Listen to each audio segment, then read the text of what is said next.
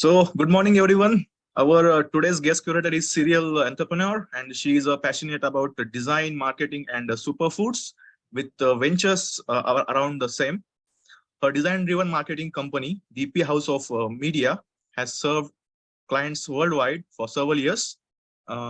As a curator and impact officer of Baramati Hub, despite the corona pandemic, in the last 2 years, she created an impact in the life of more than 50K people in the region of Baramati and Maharashtra through different projects and initiatives with the collaboration of NGOs, private and government sector. It's my immense pleasure to welcome our today's guest, curator of Baramati Hub, Devyani Pawar. Welcome, Devyani, to Coffee with Curators. First of all, I would like to congratulate you for creating such a wonderful initiative and also, running it so successfully since the past. I think there were three actually, which you've done so far. So I just love the whole concept and making this accessible on YouTube for a lot of people to watch it later as well. So congratulations on that. And PCMC Hub has been doing great initiatives in terms of the connectivity and the network what they are building, and the way you had spoken about getting all the curators together at the annual Shapers Summit in Geneva. So you're actually making that possible through these initiatives. And thank you for having me here. So Devyani, your hub is the first rural hub in India. So please share something about your hub and your journey from joining GSC to date. So my first experience with GSC, first of all, I didn't have an idea about Global Shapers Community. I had an idea about World Economic Forum. Now, I also come from a very rural background. We belong to Baramati, and it is a part of the Pune district. So for us, always building opportunities and creating a platform was the first priority in terms of getting all the youth together. So when the idea of setting up the first rural hub was given by Sudarshan and Nivedita Sabu, who is our founding curator, it was an opportunity for all of us to, get on board and work on these initiatives, because honestly, we don't have such platforms which have an international recognition. And then the urban areas might have accessibility to technology or lot of other young forums, youth forums like, the Fiki Flow or Young Indians or any other chapters which might be available. But for Baramati, there was nothing as such. So it was a great opportunity to start it off. But however, it was a great responsibility also, because we had to start everything from zero, right from building the network, right from building the visibility for the hub. Yes, it's like a very hectic task to deal with people who don't have any knowledge about technology. And if you ask someone from a rural background area what is climate change, preferably less than 50% people may know about what is climate change. So it's like a very hard to work in such conditions. So Baramati Hub has created a fabulous video about their projects. I want to show it to all. And after that, we will ask questions to Devyani.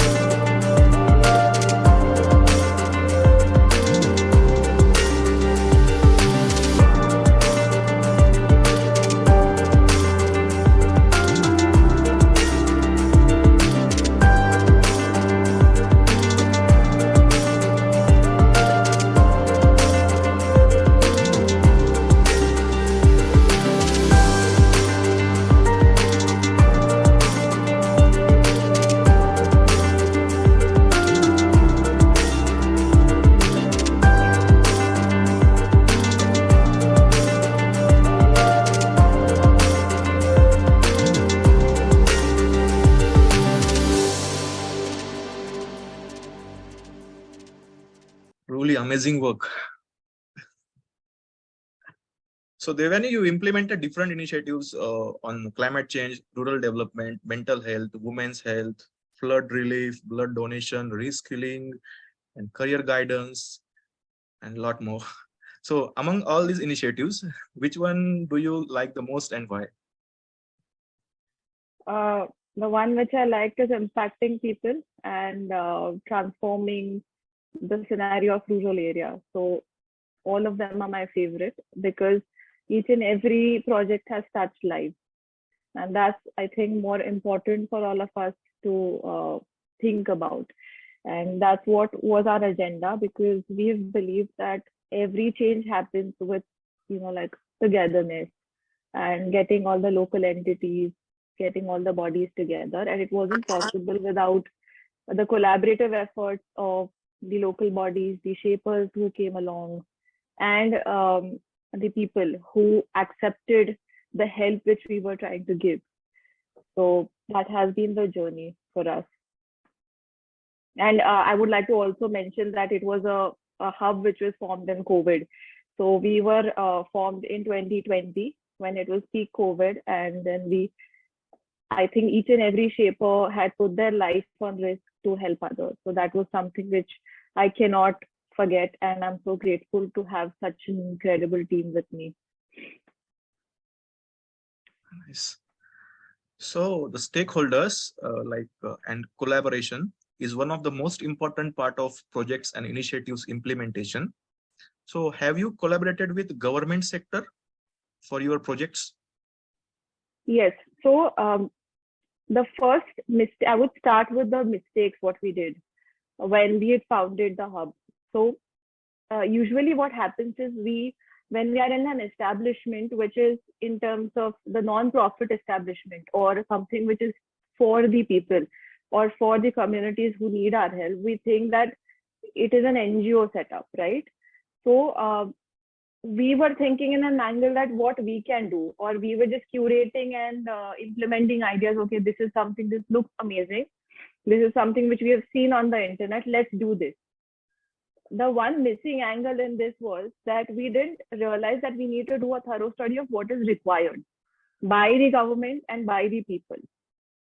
So example, if the NGOs start off with like the clothing donation drive, so that's their concept, that's their ideology. So that was one mistake what we did, and that's where we were stuck. We were like, why the impact is not happening? We are coming up with so many ideas, but it is not getting accepted well in the community. Later on, we realized that this is not what they actually need. This is what we are thinking we want to do because we have seen it somewhere, or we want to portray that we are, like doing these drives and doing these initiatives. Later on, we went to the mayor. We understood that during COVID, what is the requirement? Where is the gap between them reaching the community and them needing actual help?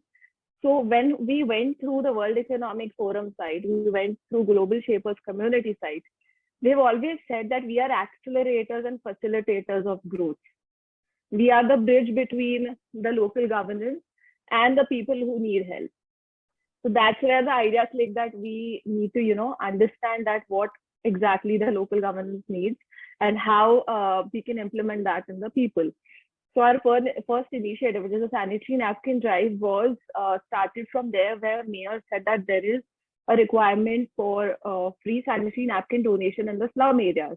And how can we do that? So because they gave us the facility of ASHA workers, they gave us the workers who were there in that area, and that's how we understood that this is the actual problem area. So we collaborated with the local governance, the Gram Panchayat, identified the problem areas, we collaborated with the ASHA workers, and that's how we understood that these are the people who need the help. This really helps in creating a circular economy model where you understand the problem and then you act upon it. And in all the initiatives, if you see the native tree plantation, the forest department was in need of the native trees because that was something which was required to build the biodiversity. Again, we are a drought affected area, and that's where the forest department as well needed our help in. So we went and we approached the nurseries who had native trees, And then we got the forest department on board, where they helped us in the plantation drive and identifying where there is a requirement of planting these trees. That's how we facilitated the biodiversity. So each and every project is led by the ideation of the local governance and the people who require it. So your experience with other government sectors from central government or from state government, despite the local government? We have recently collaborated with Niti Aayog for the Forces of Change initiative to facilitate financial literacy in women and men from the rural areas. So my experience again with them was that they are looking out for regional support in terms of their initiatives. So always what we did was that we went and we did meetings with them to understand that these are the schemes which they are running. These are the initiatives which are in their mandate for the coming year, and how we can provide them with the required facility or required speakers or required, human resource for conducting that. And that's how they're very readily available or accessible in terms of if we are fitting in place of their agendas. So that's how with the Niti Aayog as well, they wanted to start a mandate with the financial literacy. And our Forces of Change project was running since a year. We had data to show that we had got TEDx speakers to the rural area and everything. So they approved the mandate of us taking another session for them, where we got speakers on communication skills, on building the financial literacy part, on developing your initial skills for anything which is required in terms of making you independent. So that's how it helps you also connect well with them. So you explained about government collaboration. So how was your experience with NGOs and private sector? With NGOs and private sector, we have worked with Mukul Madhav Foundation in the past in their Give with Dignity project. And we've worked with SOAPT, which is also a sanitary napkin drive, which facilitates self-help groups to create sanitary napkins. And with the local governance, we have worked with the Gram Panchayat very closely for around 4 to 5 villages so far. So what happens with NGOs is that they are always on a lookout for connecting with the right kind of people, or, let's say with the sanitary napkin drive, for them, giving those sanitary napkin packets at a lower cost to the girls of the ZP schools was very important. So we created a circular economy model where the price of sanitary napkins is around 60 rupees to 100 rupees in the market. However, the SOAPT sanitary napkins priced at 20 rupees. And the ASHA workers which were there, we facilitated around 3 rupees. They are somebody who work with the local governance. So facilitated 3 rupees because they were really helping us out with connecting and identifying who actually required these sanitary napkins per month. So that's how we created a circular economy model, where we collaborated also with an educational institute, which is the nursing college, to explain the importance of menstrual hygiene to schools, school girls, and the ZP schools which are available in that. Let's say I'll take the example of Shirsupar village. So now I'll tell you about a taboo which we faced over there. In terms of sanitary napkins, it is still a taboo. Women use cloth pads or use, like damp cloths and everything, which is really bad for their health. The reason for this is that they think that using sanitary napkins is something which is, if the insects touch that sanitary napkin after usage, their whole family is not going to have child in the future. They burn away the plastic which is there, there for the sanitary napkins with the whole purpose so that that taboo doesn't fall through. And I was really shocked with these kind of data which we found out. So how can we tackle it? We got the institution, which is the nursing college, to talk about, because we are not doctors, to talk about, like menstrual hygiene or anything. We know about it, but we are not doctors. So here getting a proper institution in place, getting the nursing college in place. We got the first and second year students from there. We gave them a certificate of experience, which is required for the educational institutions to show that their students have worked. So we created a, like a system where they could have this internship kind of program with us and they could be benefited out of it. The sanitary napkin program, where the self-help groups, so the women who are working in the self-help group could actually make the sanitary napkins and earn out of the 20 rupees which they had with creating those sanitary napkins. The local governance was already facing with the COVID, the pandemic, where all their funds or all their resources were going into the healthcare of the COVID patients and everything. We could be of help of giving them that additional support of giving the sanitary napkins, which is a basic necessity. And the central point, the girls of ZP schools got the awareness about how the menstrual hygiene is important, how they can have quality product in a lesser cost, how the local governance can facilitate the whole thing and have that in their favor, that they are supporting the local community by giving them what is required and making it cost efficient. So here, the role now, once we have set up this system in the rural area, our job is to just coordinate with these bodies and let the project run for across the year. Our aim is not to just do it like like an NGO where once it is done, it is done. We want to amplify our efforts by a collaborative effort towards the community. So this is my experience. If you give them a helping hand, may it be local governance, may it be the educational institutes, may it be self-help groups, your efforts are going to amplify. We could reach more than, I think, 2,000 plus women just because we took this kind of approach, where we had to just coordinate with everyone and our shapers would be present to make it effortless for them. So Devyani, you worked, as you mentioned earlier, the term circular economy initiative, circular economy. So you have worked a lot on circular economy initiatives.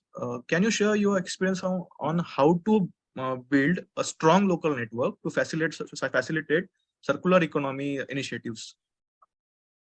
Okay. The key highlight over here was that this starts with your recruitment drive. Like, you might be finding it fascinating, but having a recruitment drive which has these local, so let's say if you are recruiting shapers, you need to understand their strengths. Now we had Mauli and I think Akhil and all of them who had connect with the local governance and with the local people of that area.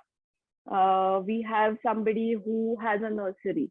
We have somebody who is great with communication skills. So all of your things start with the recruitment drive. We allocated shapers according to their job roles and according to their strengths. They connected well with these bodies, these government bodies, and they created a communication channel with them. They identified that these are the areas where we can actually identify the villages and we can actually make things happen. Just 1 minute. Yeah. So that's how we started the process. So recruitment plays a very important role if you want to build a circular economy, because with recruitment, you can identify and you can just tap into the right kind of initiatives and accelerate your initiatives. So because of our shapers who are well connected with the medical officers, who are well connected with the Gram Panchayat, who are well connected with, let's say, the nurseries or the forest department, came together with these networks and built a strong one.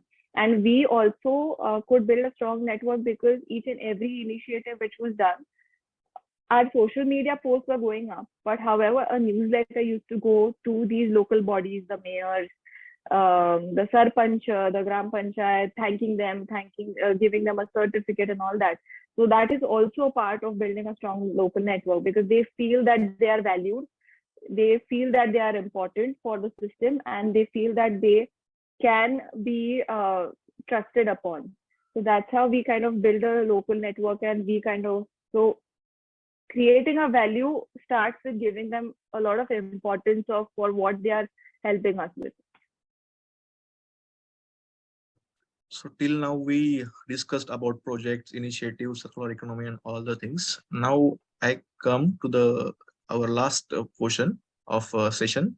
So you run a marketing and media company, and it is like more very important for any organizations to reach maximum people and create impact according to that. Yeah. So how to effectively use the social media to make your projects reach a maximum number of people?